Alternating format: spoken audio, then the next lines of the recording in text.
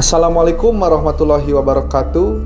Perkenalkan, nama saya Indra Radiansa, calon guru penggerak Angkatan 9. Di sini saya akan mendiseminasikan tentang budaya positif. Mari kita saksikan secara seksama tentang budaya positif. Selamat menyaksikan. Bismillahirrahmanirrahim. Assalamualaikum warahmatullahi wabarakatuh. Waalaikumsalam warahmatullahi Wabarakatuh. Alhamdulillahirabbil alamin. Assalatu wassalamu ala asyrofil anbiya'i wal mursalin wa ala alihi wa sahbihi ajmain.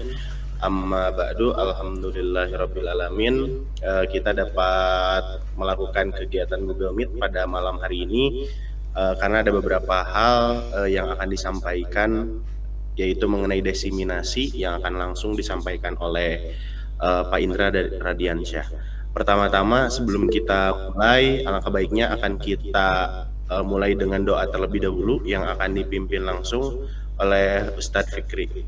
Kepadanya dipersilahkan. Baik, bismillahirrahmanirrahim. Assalamualaikum warahmatullahi wabarakatuh. Waalaikumsalam. Rabbi shrah li sadri wa yassir li amri wahlul 'uqdatam min lisani yafqahu qawli. Salam sejahtera, mudah-mudahan kita semua sehat selalu, diberikan rezeki yang halal dan berkah, dan mudah-mudahan kita semua selalu dalam lindungan Allah Subhanahu wa taala. Nah, Bapak Ibu sekalian, agar kegiatan diseminasi hari ini berjalan dengan lancar, marilah kita berdoa bersama-sama. Boleh diangkat ya kedua tangannya.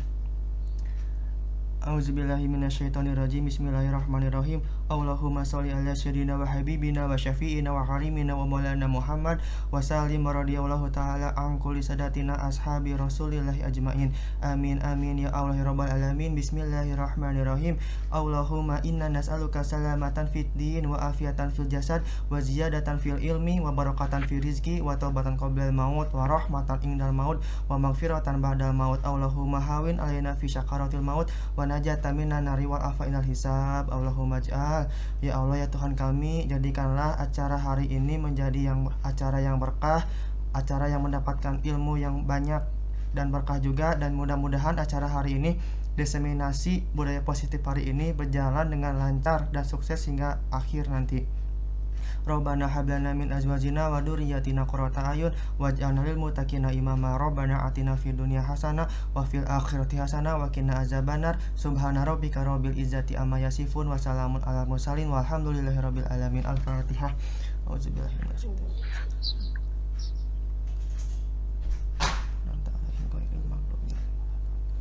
Terima kasih, saya kembalikan kepada MC.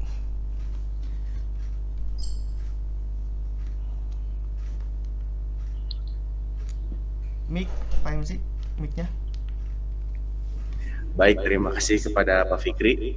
Kita lanjutkan kepada Pak Indra untuk pemaparan mengenai materi disiplin positif. Dipersilahkan.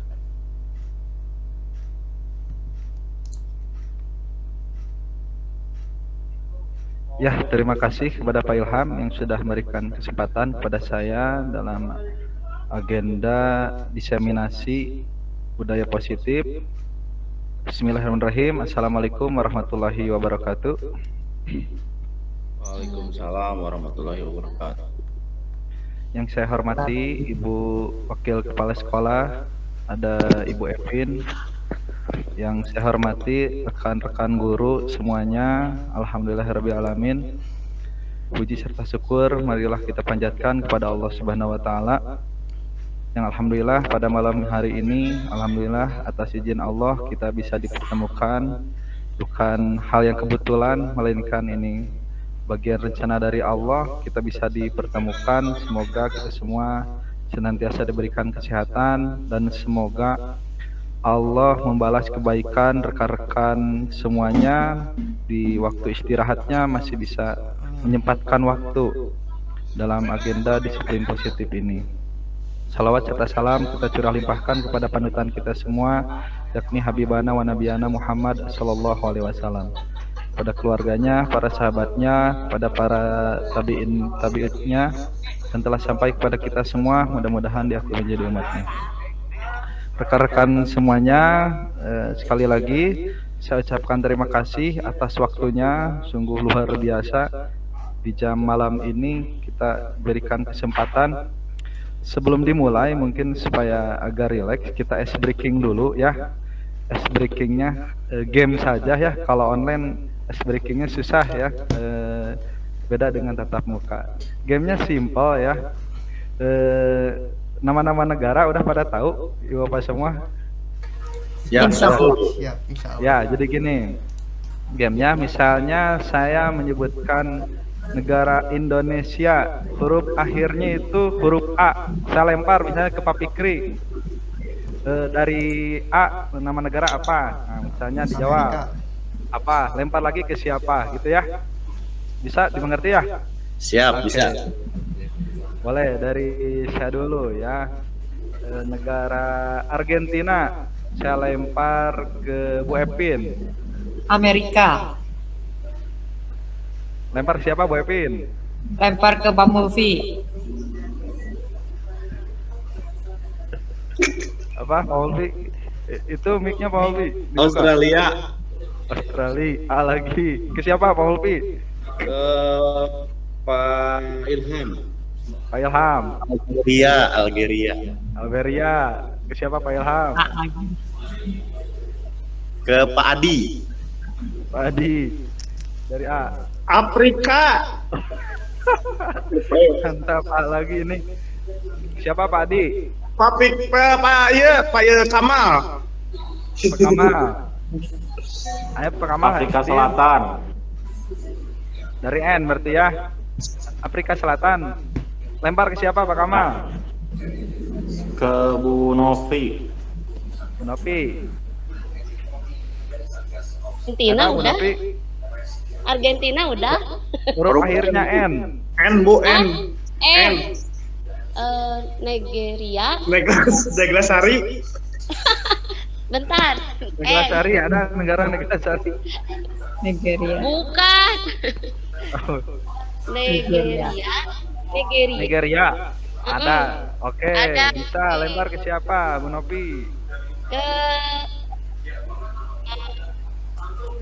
Ilham udah Kak Ilham. Atos. Nota Atan Siapa? ada Bu Resi ya. Pak Adit Atos Atan. Atos. Tacan, Pak Adi Tacan.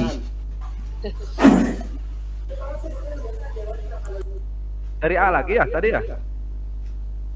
Nigeria Bu Resi dari A. Diulangnya tuh perintah bikin awal terame, abi mulainya. Amsterdam Ulang udah lagi. kedengeran suara Kan akhir nama negara. Oh, atuh da asa daya da terame asa daya nama. Sok boleh dari Pak Adit. Jadinya Trinidad Tobago, Tobago. Kapal Ada Tobago. Fikri. Ayo. Trinidad Tobago, Kapal Fikri. Oh, Berarti- Pak Fikri. O-nya Oman. Nah, iya rame. Yo, lempar siapa? Pak Adi. Yang belum? Pak Adi dari Saya, Pak Pak. Adi. Nigeria, Balik dulu ya. Iya, cukup. Ya, mantap. Alhamdulillah ya. Hatur nuhun kasadayana, tepuk tangan dulu buat kita semua.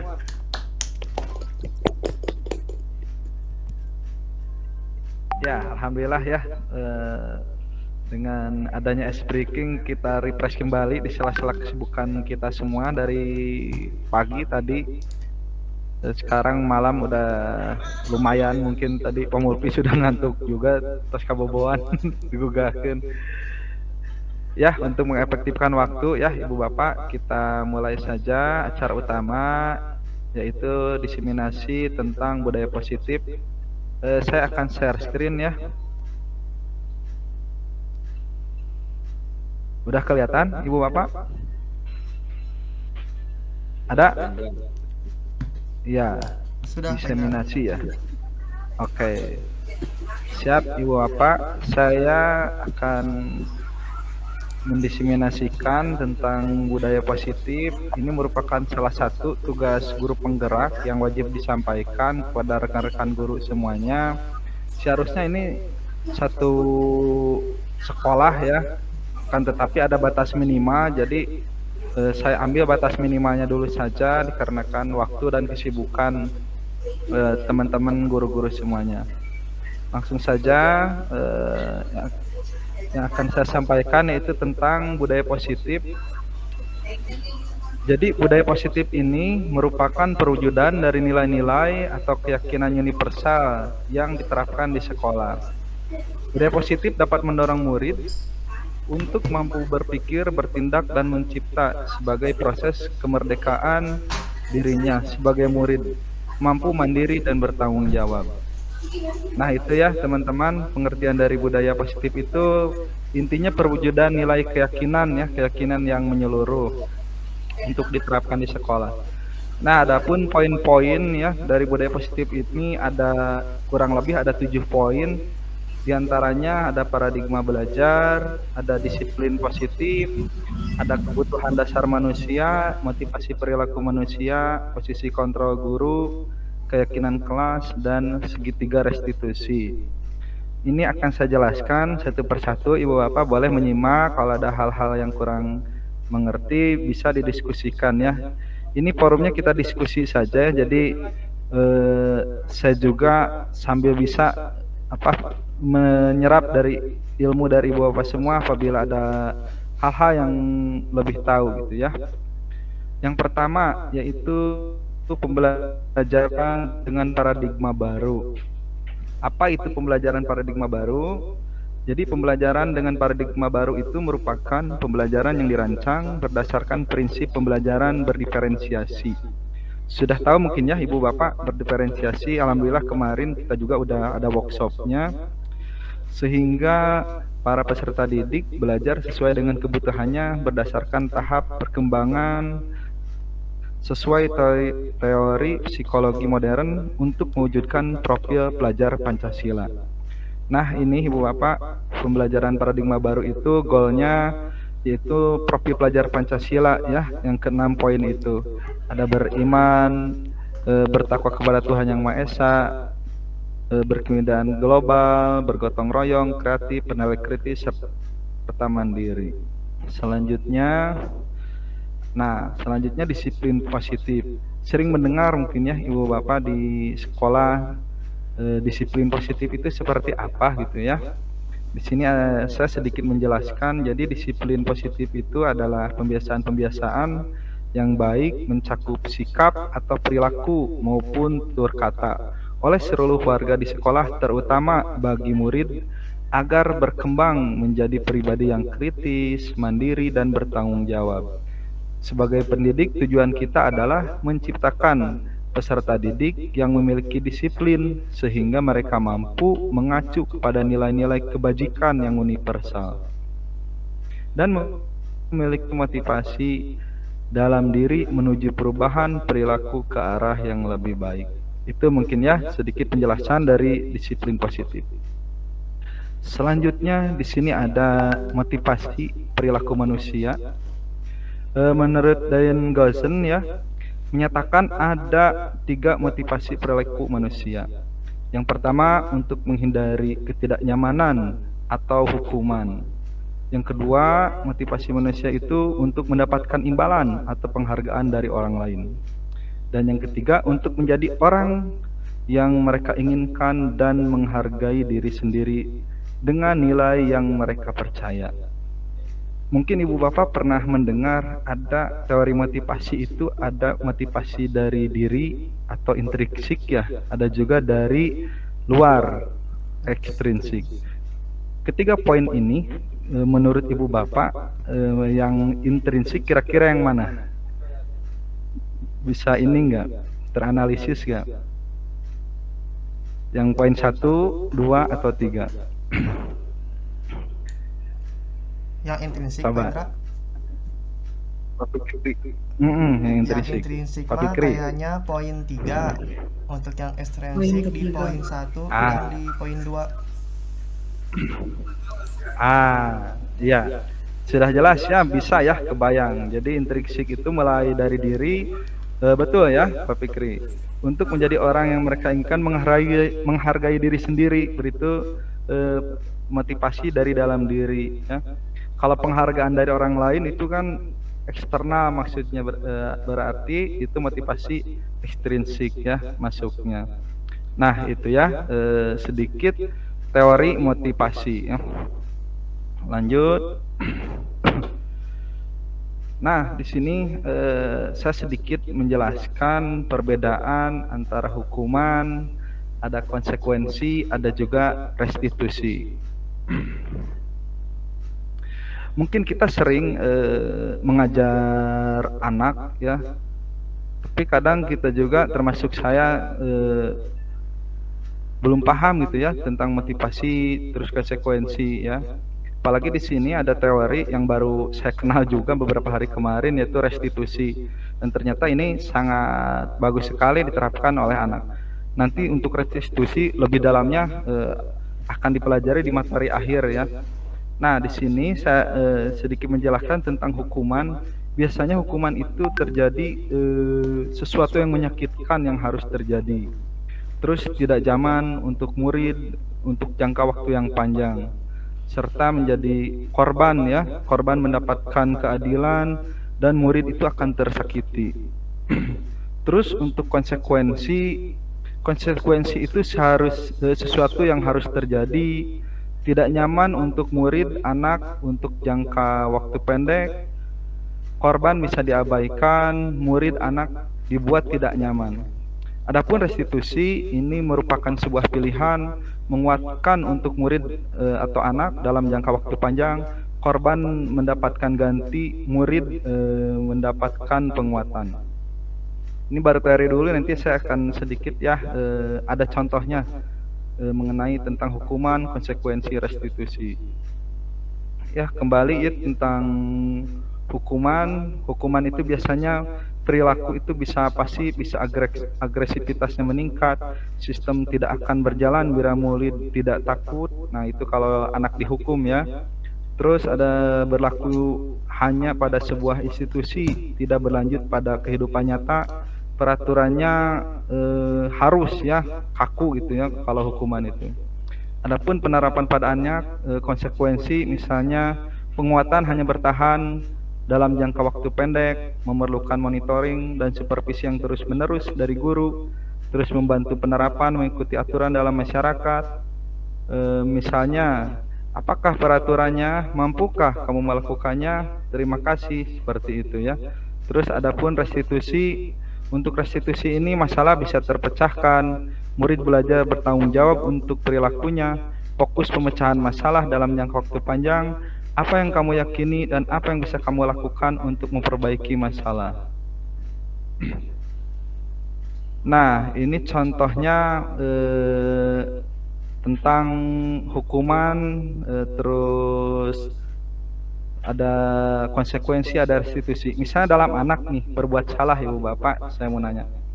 Ketika anak berbuat salah, misalnya kita marahin, hei kamu yang benar, yang menjadi pertanyaan itu merupakan hukuman atau konsekuensi atau restitusi menurut ibu bapak?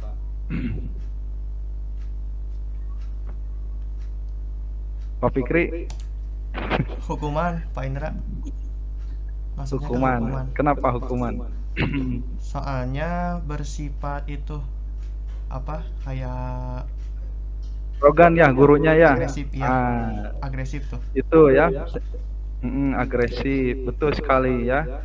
Ketika ada anak salah, misalnya kita langsung bentak, apalagi di depan umum, nah itu masuknya dalam hukuman.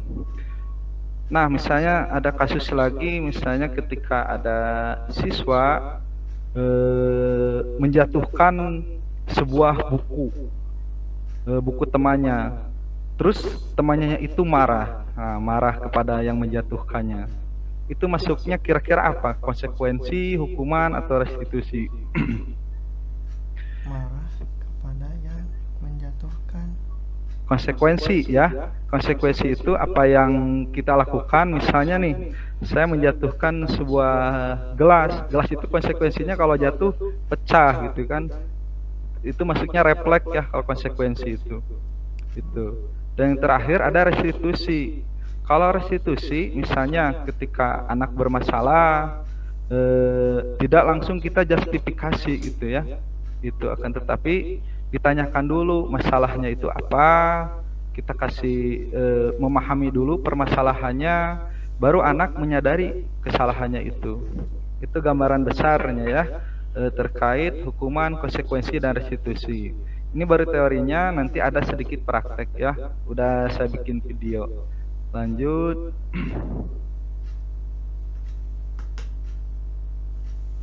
Nah, sekarang penghargaan. Ibu Bapak, saya mau nanya nih kepada Ibu Bapak, menurut Ibu Bapak semua, penghargaan itu baik gak sih menurut anak? Menurut anak, menurut kita, misalnya kita memberi penghargaan kepada anak, kan? Gak apa-apa, maksudnya pendapatnya bebas, mau baik mau enggak, gak masalah. Ini diskusi, kira-kira seperti apa? Baik, karena itu sebuah Baik ya, baik. Efeknya jadi bisa termotivasi gitu ya. Iya. Betul. Plus minus sih Pak Ibra. Gitu ya. Plus minus gimana Pak Fikri? Plusnya kalau kita memberikan penghargaan kepada anak, maka anak tersebut pasti kan akan termotivasi gitu, karena apabila anak berhasil mengerjakan sesuatu akan diberikan hadiah oleh gurunya, itu plusnya. Jadi Nah, namun kalau minusnya itu nanti tuh anak itu bakal terus mengharapkan akan ada penghargaan dari guru ketika gitulah intinya. Itu minusnya ya. Jadi belajar tuh karena wah udah dapat hadiah nih misalnya dari Pak Adi misalnya gitu ya. Jadi semangat. Gitu ya, berarti ada yang berpendapat penghargaan itu baik, ada yang kurang baik, ada yang plus minus juga ya. Nah, saya belajar juga dari teori disiplin positif ini tentang penghargaan ya.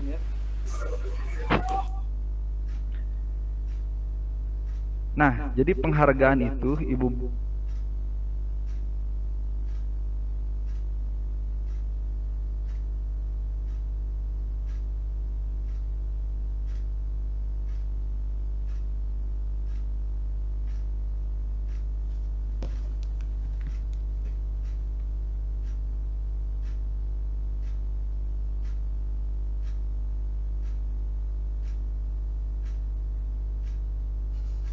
kita sebagai pengajar itu cek Ibu Bapak, Pak, ada jaringannya masuk gak? Suara saya terdengar gak? Putus-putus Pak Indra. Halo?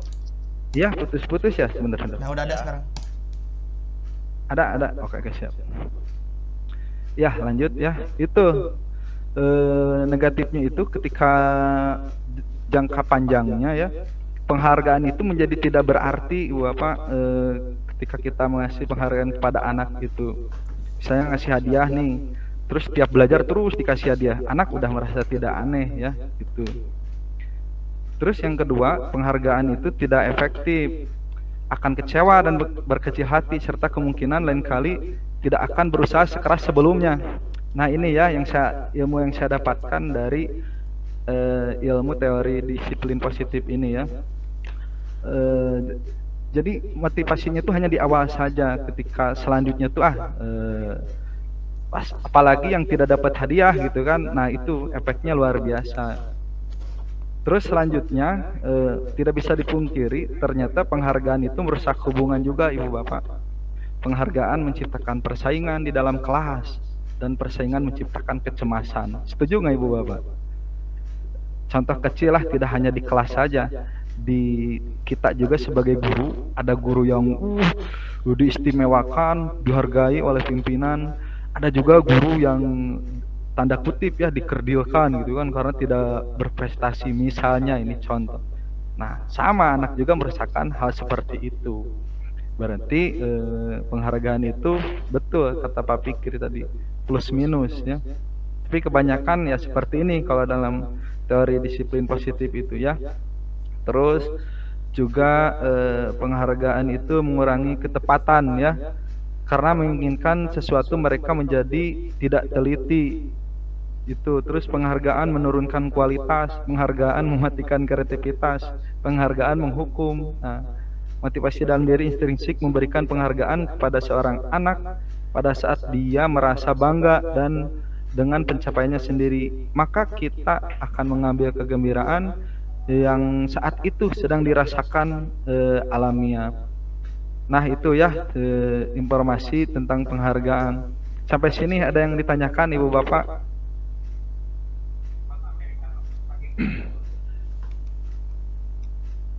Jadi apa solusinya tuh kalau penghargaan itu negatif? Nah, yang menjadi pertanyaan itu kan, kalau penghargaan itu tidak boleh gitu kan, solusinya apa gitu kan? Nah, kalau menurut teori disiplin positif, solusinya itu restitusi Ibu Bapak. Naonnya restitusi itu cina? Itu bertanya-tanya gitu ya. Jadi restitusi itu merupakan sebuah pendekatan untuk menciptakan disiplin positif. Terus proses menciptakan kondisi bagi murid untuk memperbaiki kesalahan mereka, sehingga mereka bisa kembali pada kelompok mereka dengan karakter yang lebih kuat.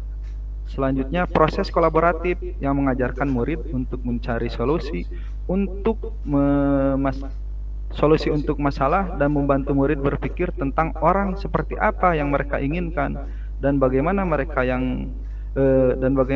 harus memperlakukan orang lain. Jadi intinya restitusi itu membangun kesadaran Ibu Bapak tanpa ada iming-iming penghargaan, akan tetapi muncul dari dalam dirinya sendiri gitu ya, kesadaran seperti itu. Akan tetapi dibutuhkan strategi ya, karena susah bagi kita apalagi sebagai pendidik tiba-tiba ke anak harus sadar gitu kan, harus sadar dengan tadi ada teori hukum, ada teori konsekuensi, dan satu lagi ada teori restitusi seperti itu ya. Kadang anak saya mau nanya dulu ya, kasus di kelas masing-masing Ibu Bapak, ketika memberi hukuman itu anak-anak jerak nggak sih sambil diskusi ini ya, atau berulang terus itu ya, kira-kira seperti apa?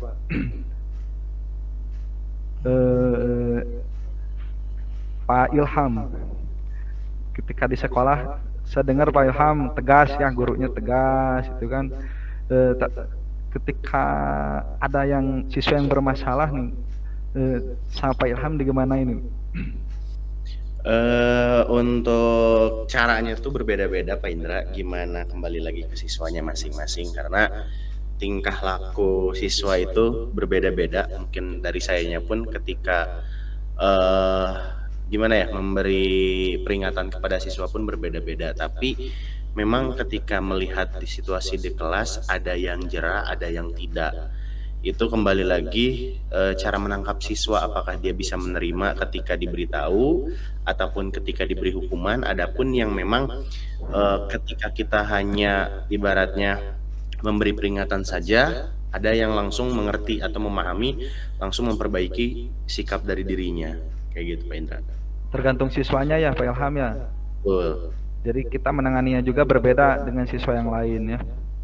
Iya, terima kasih Pak Ilham. Oke, lanjut dulu ya teman-teman. Ini tentang restitusi, nanti saya ada sedikit praktik. Terus selanjutnya ini ada harapan restitusi ya. Jadi melalui pendekatan restitusi, ketika murid berbuat salah, guru menanggapi dengan mengajak murid berefleksi tentang apa yang dapat mereka lakukan untuk memperbaiki kesalahan mereka, sehingga mereka menjadi pribadi yang lebih baik dan menghargai dirinya. Nah ini ya teman-teman, restitusi itu intinya mengajak murid untuk berefleksi, sadar akan kesalahannya. Kebanyakan anak-anak itu tidak mengerti apa yang dia lakukan, menurut dia itu ya memang kadang di lingkungan keluarga mungkin ya, atau di lingkungan teman-temannya juga. Jadi habit atau kebiasaan yang dia lakukan tuh walaupun salah menurut dia tuh benar gitu ya. Itu. Nah, lanjut. Nah, dilanjut untuk selanjutnya dalam disiplin positif ini kita juga belajar tentang jenis kebutuhan dasar manusia ya, Ibu Bapak. Menurut teori disiplin positif, kebutuhan dasar manusia itu ada 5. Yang pertama kebutuhan bertahan hidup, yang kedua kasih sayang dan rasa diterima, terus penguasaan, kebebasan, kesenangan. untuk bertahan hidup, yaitu kebutuhan makanan, pakaian, tempat tinggal, keamanan, dan kesehatan. Adapun kasih sayang dan rasa diterima, dipedulikan, berbagai kerjasama, dan menjadi bagian dari dalam kelompoknya. Itu mungkin ini umum ya, tidak hanya bagi siswa saja, kita juga sebagai orang dewasa sama kebutuhan pada umumnya seperti ini. Terus penguasaan ya, penguasaan itu harga diri ya, keinginan untuk dianggap, memimpin, berprestasi, keinginan untuk diakui dan didengar. Terus kebebasan, pilihan mencoba hal baru dan mampu mengendalikan arah dirinya. Dan terakhir kesenangan, bermain humor, antusias, dan tertawa. Ini jenis kebutuhan dasar manusia. Terus selanjutnya di sini, nah ini sudah mulai kita menuju ke teori pembelajaran di kelas ya Ibu Bapak. Di sini ada 5 posisi kontrol guru. Jadi yang pertama itu ada penghukum, ada pembuat rasa bersalah, kita sebagai guru itu. Terus sebagai teman juga kepada anak, pemantau, dan ada juga manajer. Ibu Bapak, sebelum saya jelaskan lebih lanjut, kira-kira Ibu Bapak di posisi yang mana nih? Penghukum, pembuat rasa bersalah, sebagai teman kepada siswa itu, sebagai pemantau saja, atau sebagai manajer? Yang mana kira-kira? Bu Epin, boleh.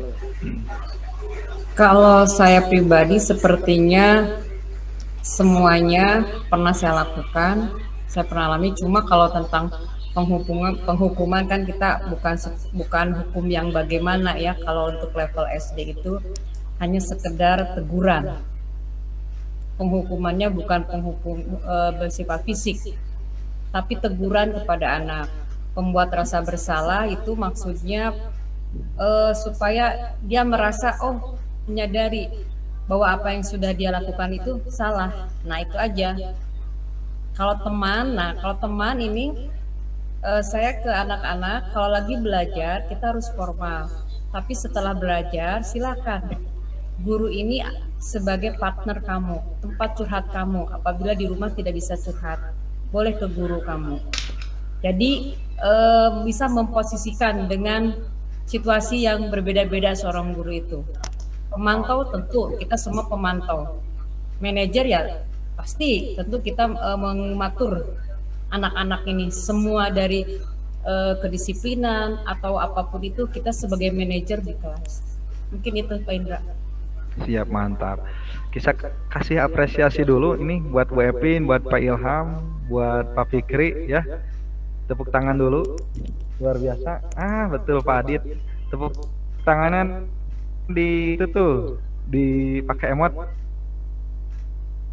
Ya, terima kasih Pak Adit.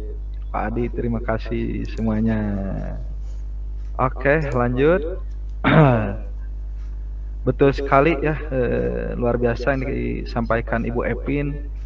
Kita mulai mengenal apa sih penghukum itu, terus pembuat rasa bersalah itu seperti apa, guru sebagai teman itu seperti apa, sebagai pemantau itu seperti apa, sebagai manajer itu seperti apa.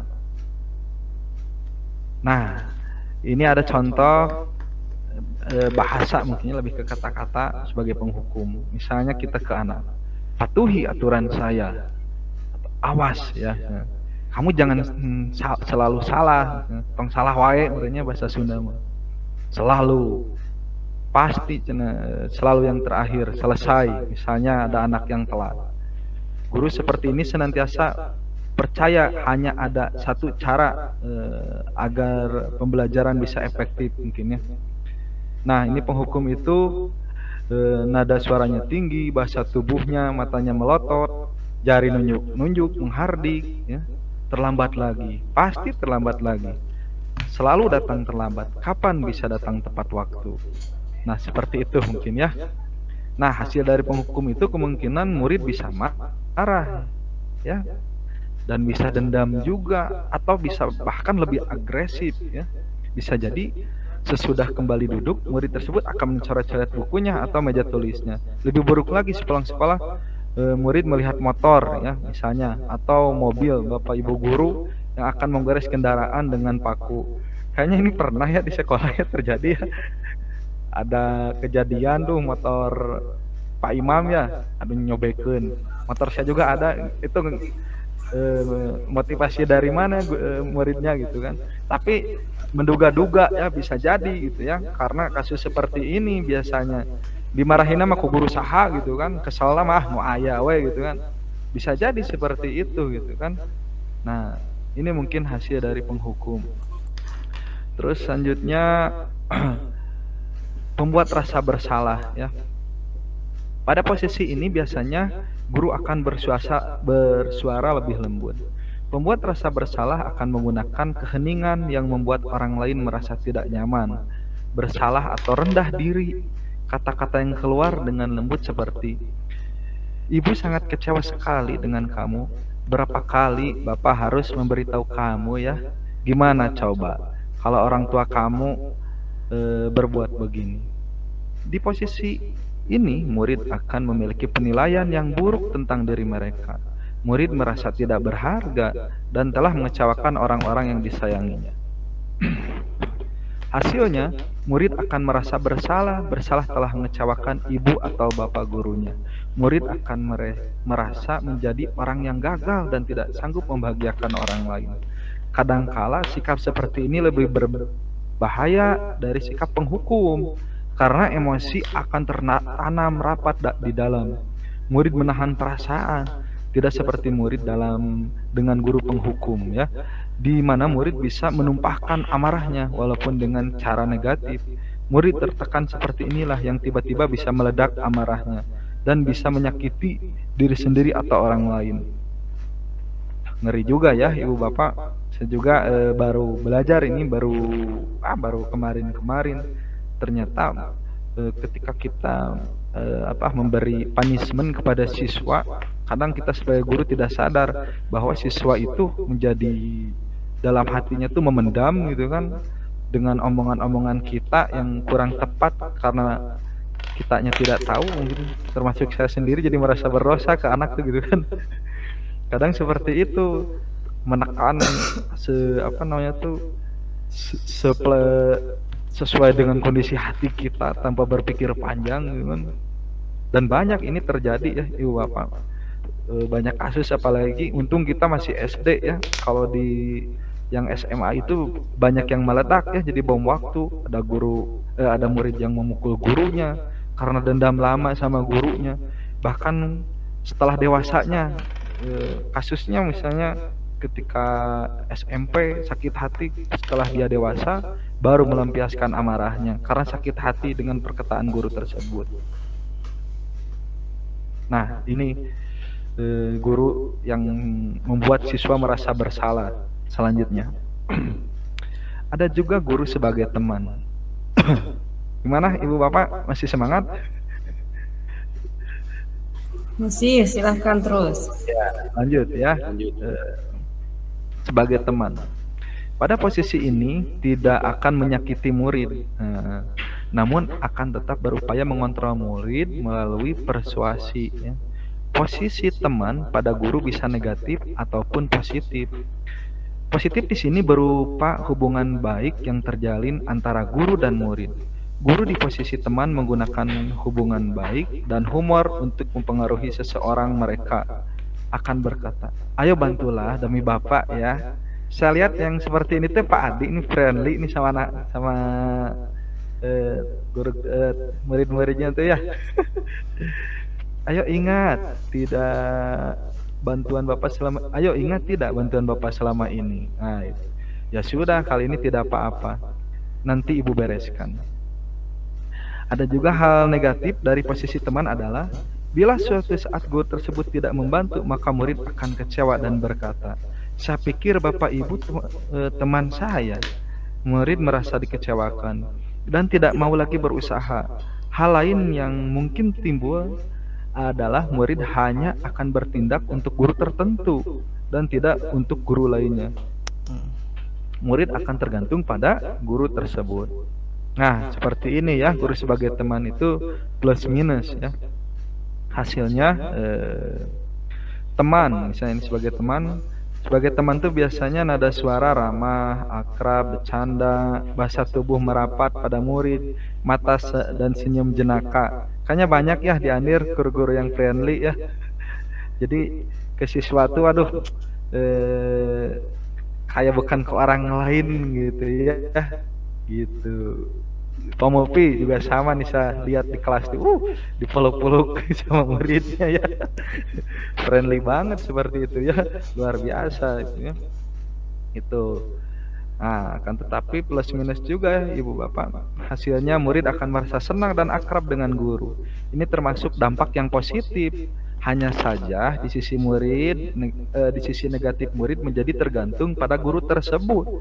Itu misalnya tadi friendly dengan Pak Adi, dengan Pak Mulfi, dengan saya mah jadi gak mau gitu kan. Enggak, saya mah sukanya sama Pak Adi aja, saya mah sukanya sama Pak Mulfi saja gitu. Kalau sama Pak Indra mah galak, sama Bu Evin mah galak. Nah itu mindset yang tertanam dalam murid tersebut ya, ketika kita memposisikan sebagai teman ya kepada murid ya.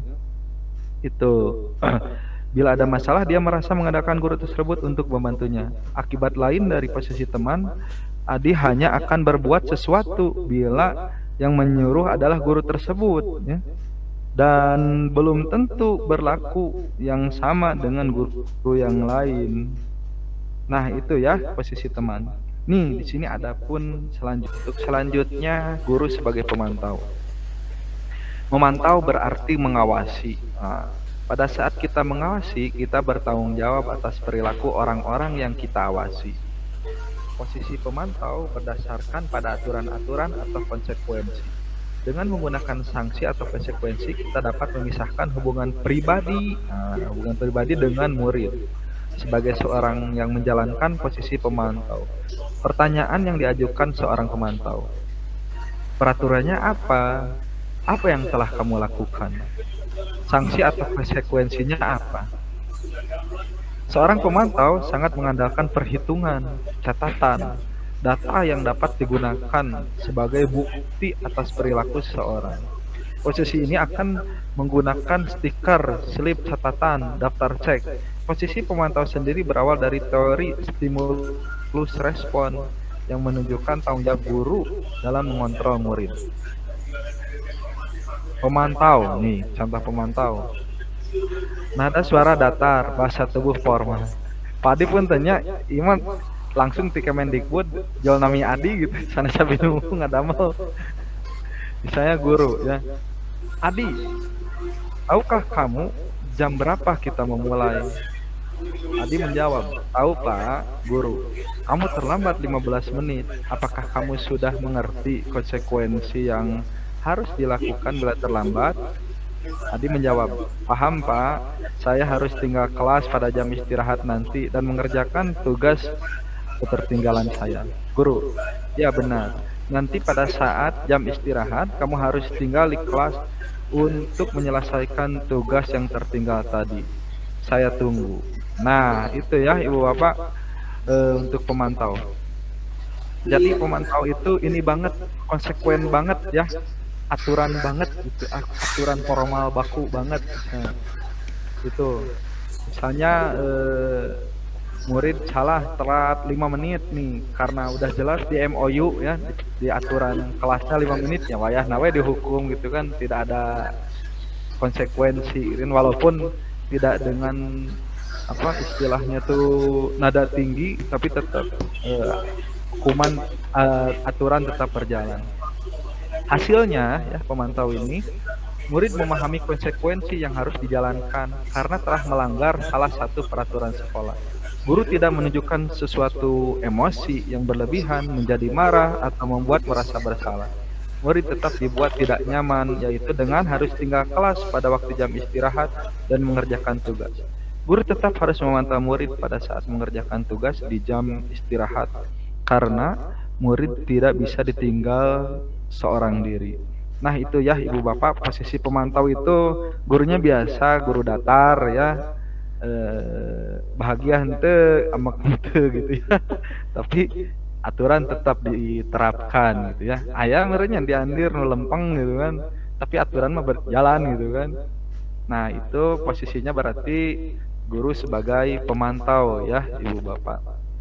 Itu. Selanjutnya manajer. Nah, ini tadi yang sudah dijelaskan sedikit gambaran dari Bu Evin ya. Jadi posisi manajer ini adalah posisi di mana guru berbuat sesuatu bersama dengan murid ya. Mempersilahkan murid mempertanggungjawabkan perilakunya. Mendukung murid agar dapat menemukan solusi atas permasalahannya sendiri. Seorang manajer telah memiliki keterampilan di posisi teman maupun pemantau. Dan dengan demikian bisa di waktu-waktu kembali kepada kedua posisi tersebut bila diperlukan.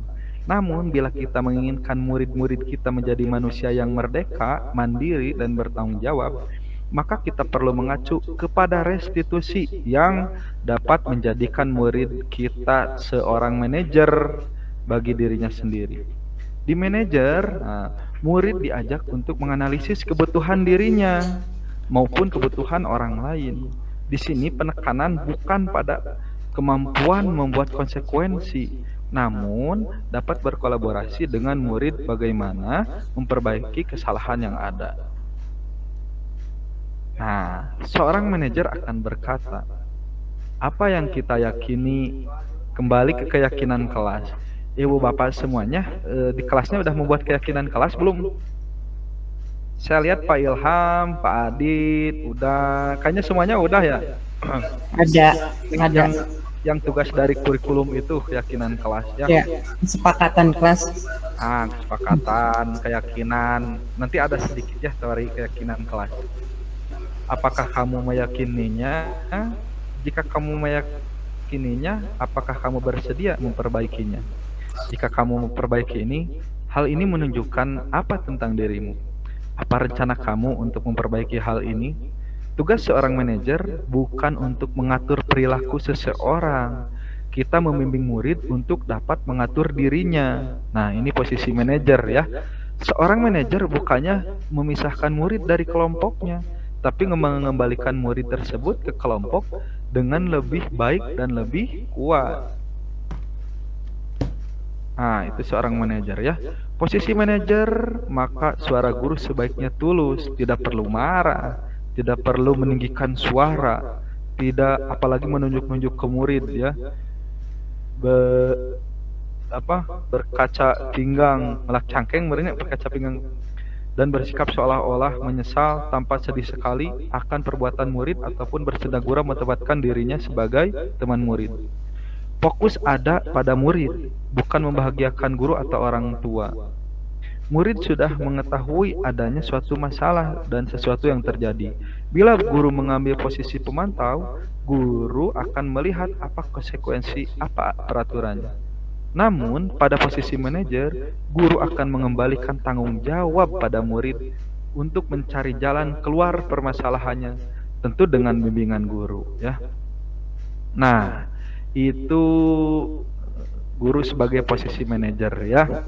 Sebelum saya lanjut lagi, kita sharing-sharing lah di sini. Menurut pandangan ibu bapak semua, setelah tadi ya dijelaskan panjang lebar, jadi yang paling cocok nih atau yang paling tepat untuk diterapkan, jadi kita sebagai apa gitu ya nantinya yang akan diterapkan. Mangga Bu Evin. Kalau yang saya tangkap dari paparan Pak Indra tadi ya, sebenarnya semuanya masih berlaku, bisa dilakukan, semuanya masih bisa dilakukan karena apa yang dipaparkan sama Pak Indra, menurut pribadi saya ada yang sesuai dan ada yang tidak ya. Seperti tadi penghukum di sana, kan kita tidak perlu penghukum katanya ya. Tapi kalau menurut saya penghukum itu kan ada levelnya.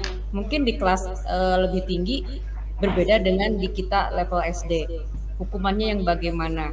Kalau bagi saya itu yang ke tadi 6 ya kalau nggak salah ya, 6 ya. Ada 6 ya, atau berapa tadi ya? Itu perlu ada perlu ada Semuanya dari diterapkan. perlu ada pada semua pada guru kita tuh sebagai apa, tapi tidak terlalu dominan. Tergantung Mana yang posisi. mana, kita yang mana enggak. Semua tergantung posisi dan situasi di mana kita harus menempatkan sebagai apa dan sebagai apa. Bagi saya itu Oke. ada yang ketidakcocokan dengan penjelasan dengan seperti yang tadi saya sebagai apa, sebagai penghukum di sana terlalu ini ya, terlalu dalam. Padahal kalau pribadi saya penghukum itu tidak begitu, menghukum sesuatu ya, tidak begitu. Mungkin itu Pak Indra ya. Oke. Maaf nih, agak menantang pertanyaannya. Yang paling cocok, itu yang mana kira-kira? Sepertinya manajer. Manajer ya, oke, manajer ya. Jadi lengkap mungkin ya manajer mah, super lengkap begitu ya. Oke, dari teman-teman yang lain ada pendapat? Terima kasih Bu Epin, luar biasa nih Bu Epin. Tadi tunduh. Ya, tepuk tangan dulu buat Bu Epin. Luar biasa ini ibu kita semua.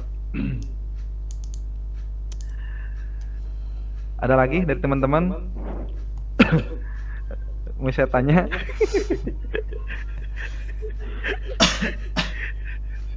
Itu ya. Ini baru gambaran besar Ibu Bapak, tidak bisa sekaligus ya. Pada hari ini kita dituntut harus menguasai semua, hanya penghantar setitik, pengantar untuk lebih kita dalami, lebih kita hayati. Saya tidak mau menjadi seorang pengajar yang dosa seumur hidup gitu ya. Setelah saya belajar ini ternyata aduh berat, ternyata menjadi seorang pendidik itu tidak bisa hanya datang sekolah, menjalankan kewajiban, pengetahuan terbatas. Aduh, saya menjadi takut gitu ya.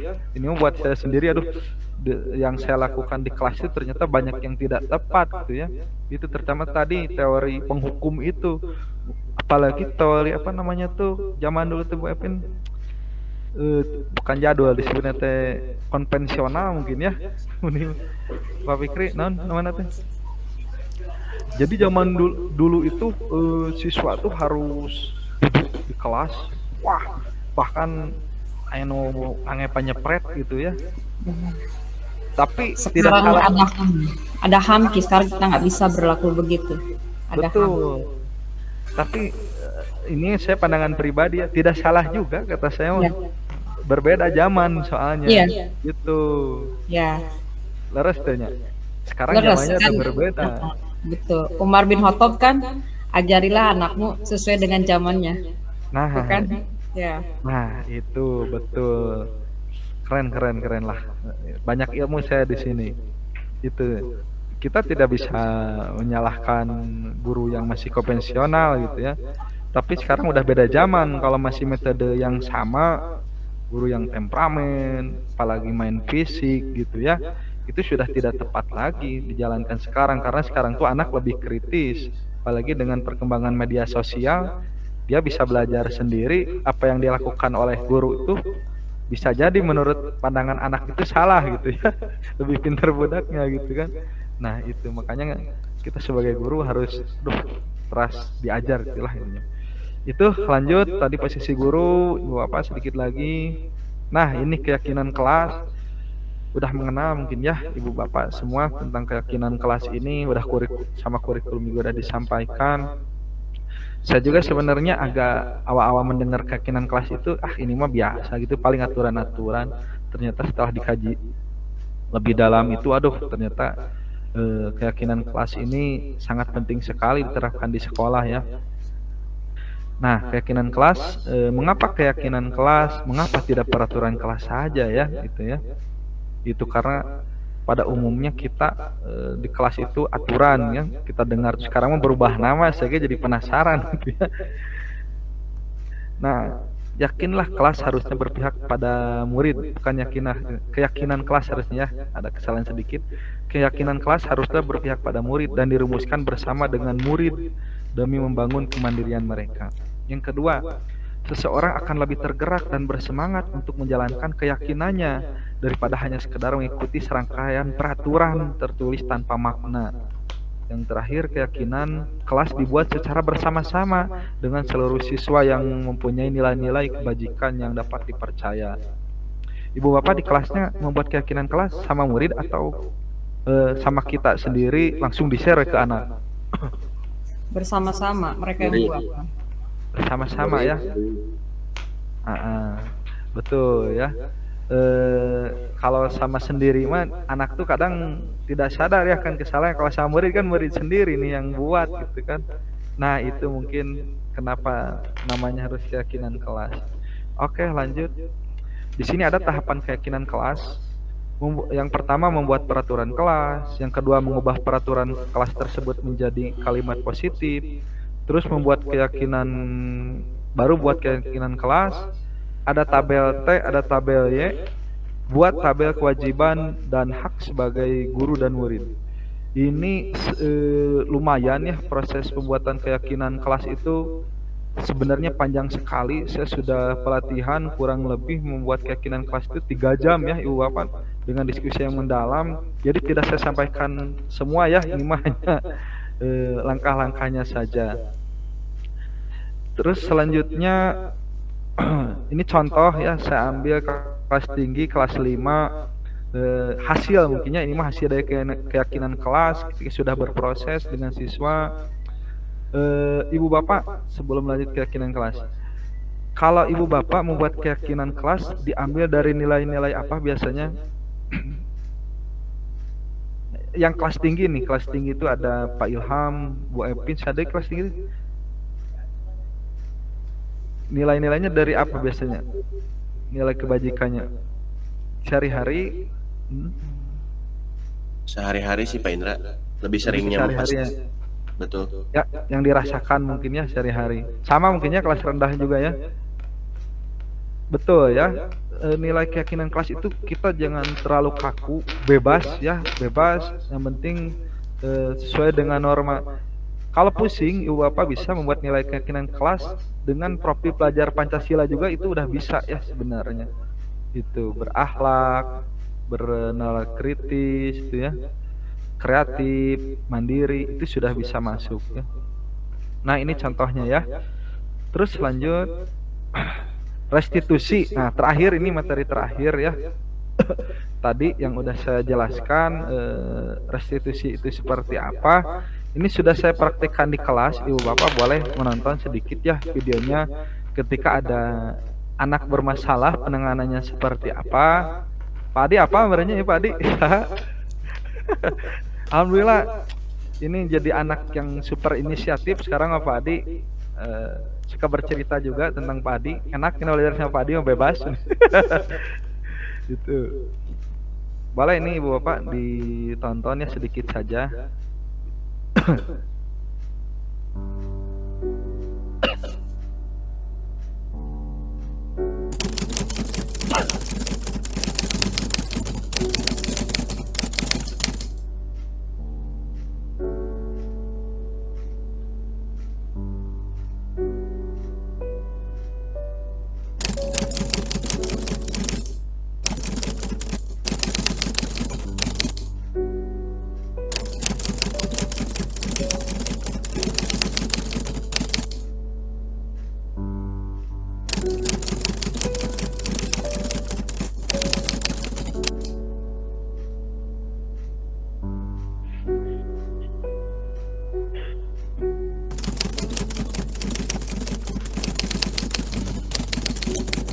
Kasusnya tuh ada anak bernama Dare, jadi tidak terima pekerjaannya dicontek, marah, tidak bisa menahan emosinya ya.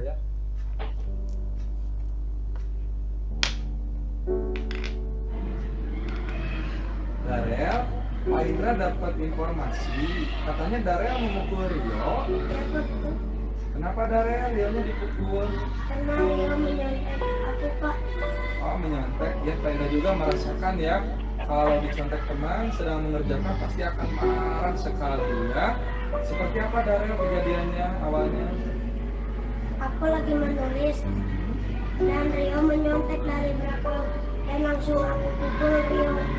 Oh, langsung dipukul rioknya ya, karena darah tidak enak ya. Iya betul, Pak Indra juga merasakan sekali ya ketika sedang belajar terus ada yang nyontek, seperti pasti akan marah sekali ya. Menurut Dar ya, tindakan seperti itu benar atau tidak? Tidak. Keyakinan kelas apa yang sudah Dar langgar? Menjaga ketertiban. Iya, menjaga ketertiban kelas. Seharusnya apa yang Daria lakukan ketika ada yang menyantai? Lebih bersabar lagi dan tidak memukul Rio. Nah, harusnya seperti itu ya. Ya, Daria nanti lebih semangat lagi dan lebih sabar lagi ya. Semangat. Perkenalkan, nama saya Saudara Ramadan Atkusi dari kelas 43.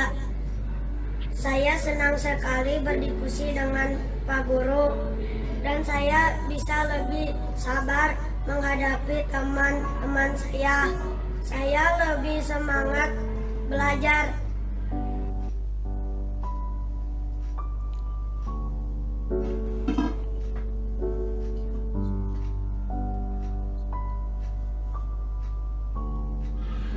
Abrisam, beberapa hari ini Pak Indra lihat Abrisam terlambat terus ke sekolah. Iya Pak, Kenapa Abrisam bisa terlambat?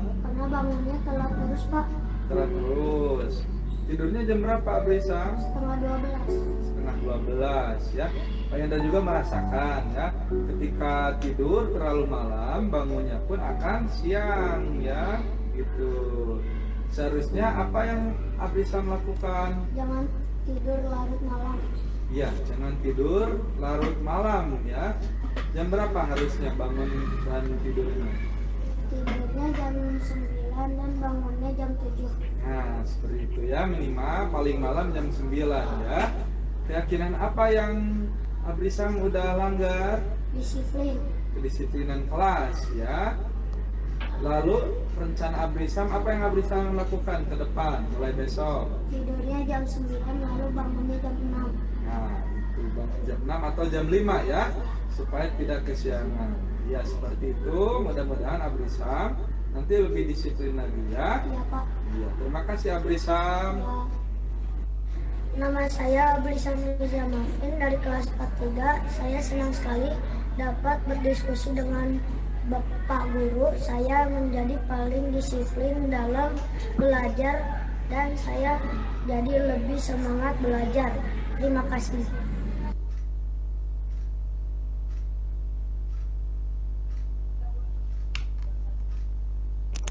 Nah, itu ya Ibu Bapak, salah satu contoh penerapan restitusi ya. Ini saya ini ya, berhenti share screen ya. Udah selesai sih. Udah.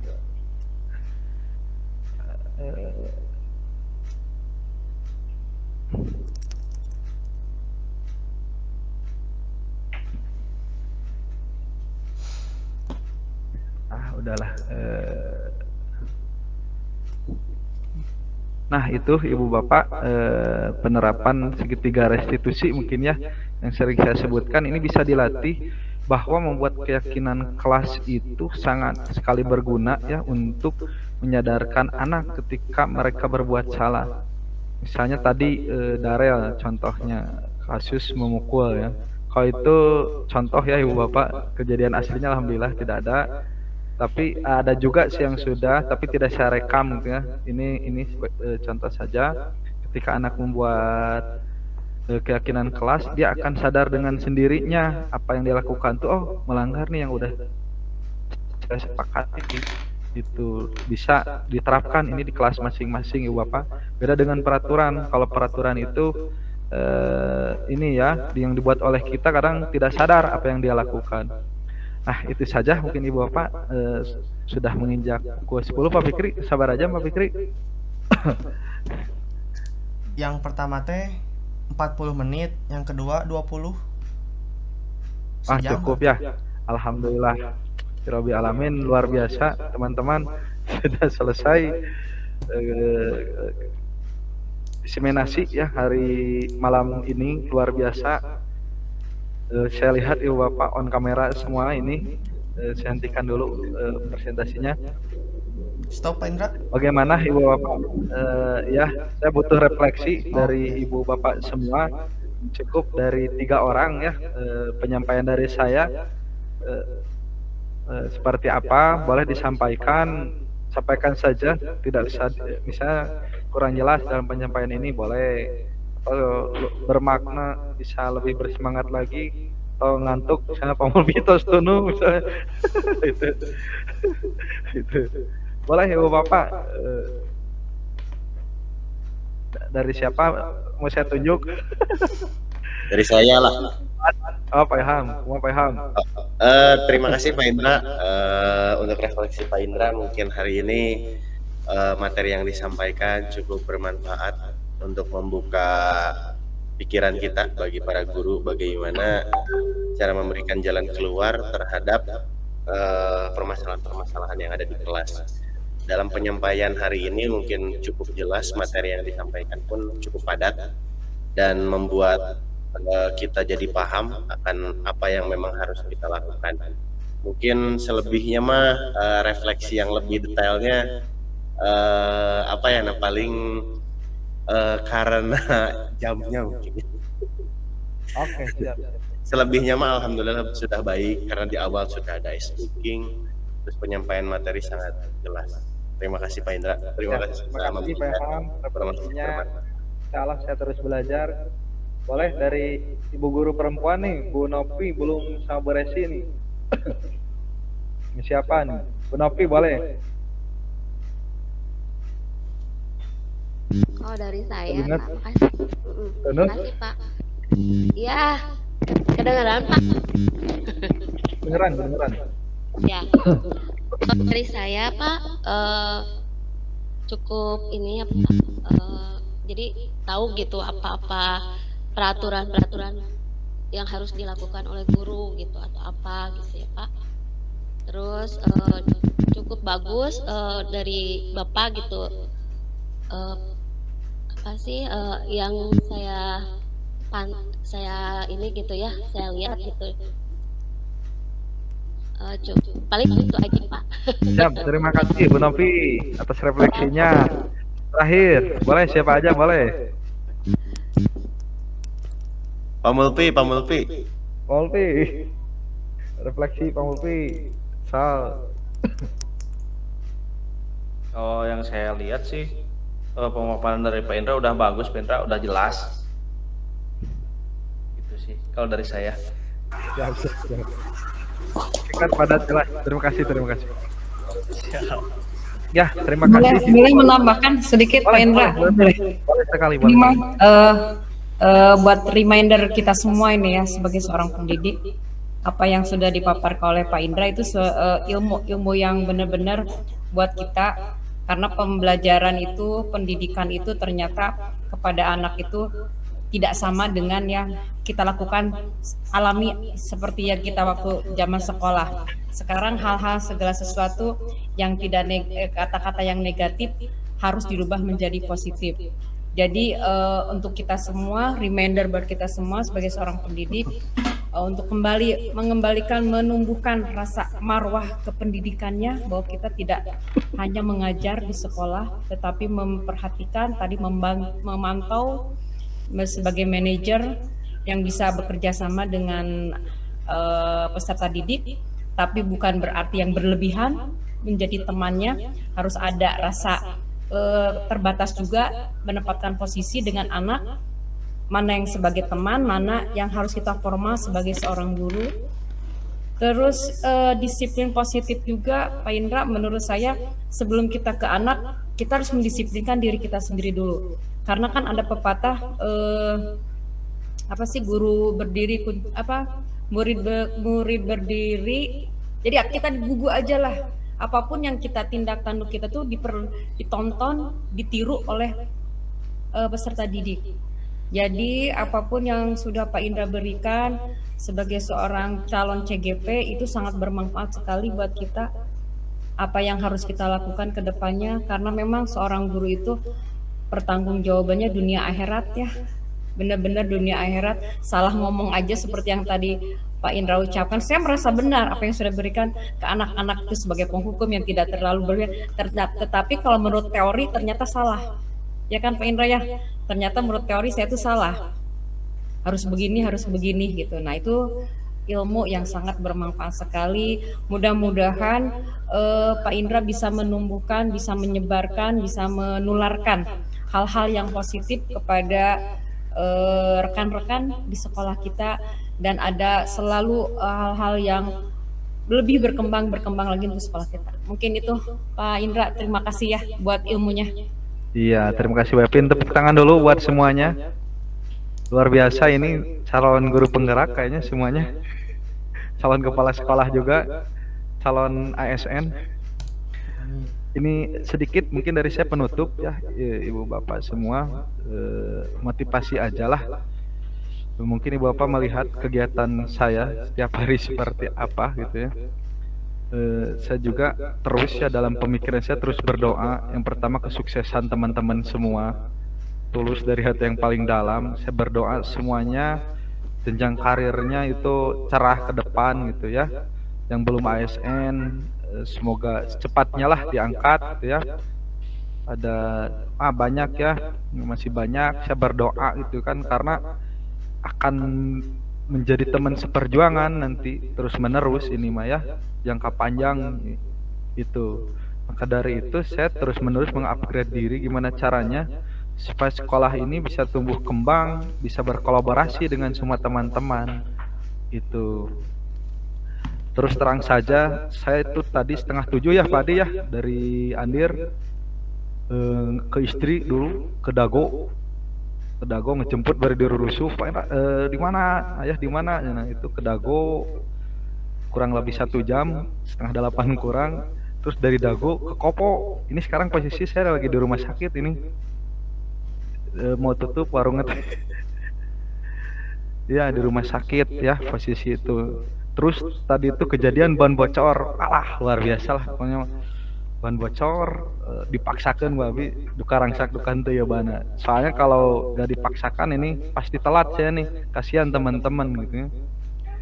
Nah itu, ini motivasi buat teman-teman yang belum menikah mungkin ya, bukan cepat nikah, waktunya banyak gitu ya, waktunya sangat banyak. Ternyata waktu itu sangat berharga gitu bagi saya pribadi, bahkan semenit pun aduh luar biasa itu ya. Jadi belajar menghargai waktu gitu ya Ibu Bapak semua. Apalagi yang mau tes nih, yang mau tes P3K, mumpung ada waktu, saya sebelum ada pengumuman belajar aja, waktunya dihabiskan dengan belajar. Saya yakin pasti lulus lah teman-teman. Ini baru bagian kecil, jam segini saya biasanya sampai jam 12 sampai jam 11. Memang seperti ini ya, udah saya nikmati lah dengan berbagai aktivitas yang sekarang saya jalani. Makanya buat teman-teman yang belum ada tuntutan, masih banyak lah waktu luangnya, bisa dimanfaatkan gitu ya. Sekali lagi saya terus berdoa kepada teman-teman semoga sukses semuanya, terutama yang mau tes ASN ya, Pak Adi, Pak Adit mungkin ya yang baru lulus kemarin ini teh. Saya doakan semoga lulus. Kalau butuh soal-soal ada di saya, nanti saya kirim yang udah saya pelajari. Kemarin dipinjam sama Teh Mila, katanya ada di Pak Isan bukunya, boleh dipakai aja. Pokoknya kalau butuh apa-apa insya Allah saya siap all out membantu apapun yang teman-teman butuhkan insya Allah. Kecuali Artos, sebenarnya Artos ada. Itu ini soalnya ini kalau kitanya tidak kolaborasi bahaya, seriusan. Di sekolah gak kolaborasi bahaya, makanya saya terus berupaya mendorong teman-teman berkolaborasi. Alhamdulillah teman-teman all out sama saya, makasih banget ini sudah jam 10. Gitu saja mungkin lah, terharu lah sebenarnya mah. Itu saja yang dapat saya sampaikan. Sekian dan terima kasih. Wassalamualaikum warahmatullahi wabarakatuh. Saya sampaikan lagi ke MC, ditutup oleh doa sama Pak Fikri. Baik, terima kasih kepada Pak Indra yang sudah memberikan diseminasi pemaparan materi hari ini yang sangat luar biasa mengenai disiplin positif. Semoga apa yang dapat disampaikan oleh Pak Indra sangat bermanfaat bagi kami dan dapat diimplementasikan dalam pembelajaran di kelas. Baik, sebelum kita mengakhiri acara hari ini, kita tutup dengan doa oleh Al Ustadz Fikri Berrahman. Padanya Al-Mukarram Al-Jabar. Doa mah sudah kan ya Pak Indra, paling doa kafaratul majelis aja mungkin ya. Ya, boleh. Ya, mungkin mari kita doa kafaratul majelis ya. Subhanakallahumma wa bihamdika asyhadu an la ilaha illa anta astaghfiruka wa atubu ilaik.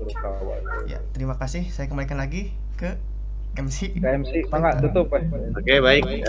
Kita ucap alhamdulillah bersama-sama. Alhamdulillah. Terakhir dipoto Pak Ilham.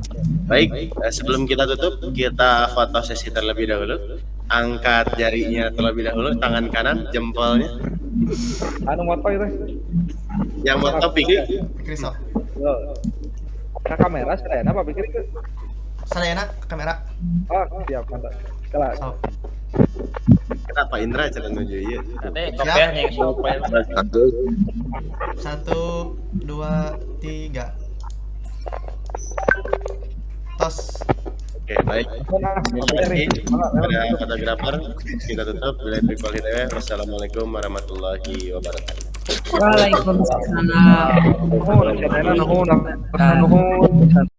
Sekian dan terima kasih penjelasan tentang diseminasi budaya positif. Semoga bisa bermanfaat.